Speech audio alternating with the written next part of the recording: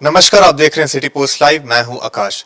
बिहार की राजधानी पटना के बहुचर्चित पारस हॉस्पिटल शूटआउट के 10 दिन बीत जाने के बाद भी पुलिस को अब तक सबसे अहम सबूत नहीं मिल पाया है। हत्या में इस्तेमाल किए गए हथियार हाथ नहीं लगे हैं। अब सभी की निगाहें शेरू सिंह की रिमांड पर टिकी हैं। पुलिस को क्या क्या जानकारी मिली है? देखिए, पुलिस को तो बहुत जानकारी मिल चुकी है और इस हत्या में शामिल दो शूटरों को छोड़कर बाकी सारे लोग गिरफ्तार हो चुके हैं। शूटर भी गिरफ्तार हो चुके हैं और इस षड्यंत्र से जुड़े हुए जितने लोग थे सब पकड़े जा चुके हैं। आपको पता ही है कि आरा में इनकाउंटर भी हुआ था शूटरों के साथ पुलिस की। 3 लोगों को गोली लगी और एक का पैर भी कटने की नौबत आ गई है। तो पुलिस तो अपने स्तर पर काम कर रही है, लेकिन पुलिस के लिए सबसे बड़ी चुनौती ये बनी है, जैसा कि आपने कहा, कि सबसे जो अहम सबूत है वो होता है हथियार। वो हथियार जिससे हत्या में इस्तेमाल किया गया हो। तो हत्यारे पकड़े गए, सारी सच्चाई उगल दी, फिर हथियार क्यों बरामद नहीं हुआ? मतलब सच्चाई कहीं ना कहीं अभी छुपा रहे हैं अपराधी और वो बता नहीं पा रहे हैं कि हत्या के बाद उन्होंने हथियार का क्या किया। क्योंकि आमतौर पर कोई भी हत्या होती है तो पुलिस उस हथियार की बरामदगी करती है, वो बड़ा सबूत होता है सजा दिलाने के लिए। अब गोपाल खेमका कांड में तो हथियार बरामद हो गया, पुलिस ने दावा किया कि शूटर भी पकड़ा गया, हथियार भी मिल गया। लेकिन यहाँ शूटर पकड़े गए, सब 2 को छोड़कर सारे पकड़े गए, सारे साजिशकर्ता पकड़े गए, लेकिन हथियार ही एक भी हथियार सबसे अहम हाँ, सबसे अहम सबूत होता है। देखिए, अगर वो हथियार नहीं पकड़ा गया है तो पुलिस जो कोर्ट में उनका बयान पेश करेगी कि इन्होंने ये कबूल किया है, तो कोर्ट में तो कभी भी वो पलट सकते हैं।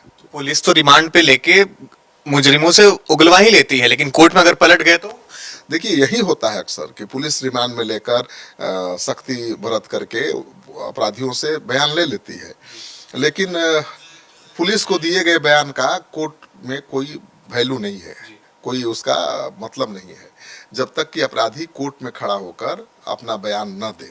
तो अक्सर होता है कि जो साथी अपराधी होते हैं पुलिस के मार के डर से जो पुलिस चाहती है वो एक्सेप्ट कर लेते हैं, लेकिन कोर्ट में जज के सामने जाते हैं वो पलट जाते हैं, बोलते हैं कि हुजूर ये तो मुझे पुलिस ने जबरदस्ती की तो मैंने हाँ मार पीट करके पुलिस ने ये सब कहलवाया हमसे, मैंने कुछ नहीं किया।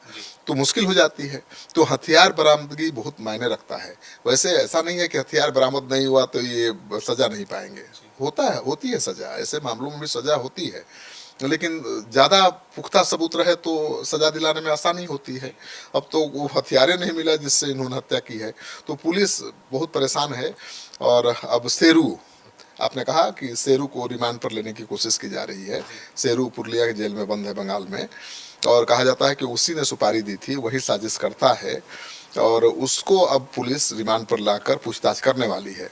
क्योंकि जो एक दूसरा है शूटर जो आरा में शूट आउट में घायल हुआ था इनकाउंटर में, वो बहुत शातिर है, सच्चाई बता नहीं रहा है, हमेशा बयान बदल रहा है।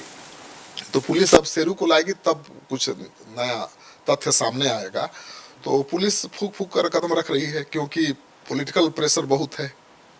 विपक्ष इसको बड़ा मुद्दा बना रहा है कि बिहार में अपराध बढ़ गया है, सुशासन की धज्जी उड़ रही है, कानून व्यवस्था नाम की कोई चीज़ नहीं है। तो पुलिस पर पॉलिटिकल प्रेशर भी बहुत है।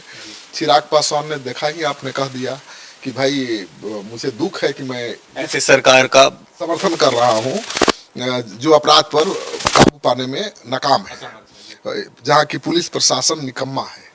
तो इतना बड़ा आरोप लगा देना कि मुझे दुख है सरकार का समर्थन करने का। अब सोचिए, विपक्षी नहीं, सत्ताधारी दल के नेता लगा रहे हैं आरोप। बिल्कुल एंटी हो गया ये। बिल्कुल, कभी पहले तो तेजस्वी यादव लगा रहे थे, कांग्रेस पार्टी लगा रही थी, अब वही आरोप, बल्कि उससे ज़्यादा गंभीर आरोप चिराग पासवान लगा रहे हैं। और इसको लेकर चिराग पासवान, जीतन राम मांझी भी आमने सामने हो गए हैं।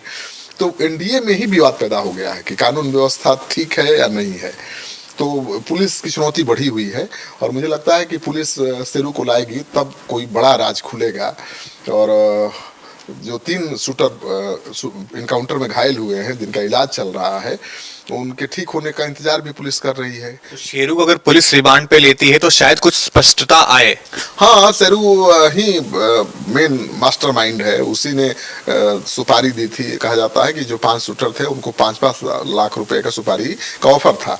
हालांकि शूटर एक्सेप्ट नहीं कर रहे हैं कि पैसा उनको मिला था, वो कह रहे हैं कि तय तो था लेकिन अभी पैसा मिला नहीं था। तो पैसा मिला भी नहीं, केवल उसने मुंह से कह दिया और इन्होंने जाकर हत्या कर दी। तो अजीब सी बातें लग रही हैं। हाँ, केवल कॉन्ट्रैक्ट हुआ, फोन पर तय हुआ सौदा, हथियार उपलब्ध कराया और तौसीफ खान ने अपने 4 शूटरों के साथ जाकर के शूट आउट को अंजाम दे दिया।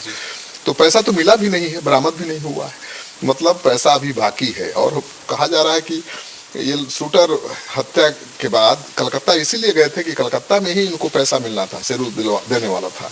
लेकिन जब तक पैसा मिलता, पुलिस ने, एसटीएफ ने इनको धर दबोचा।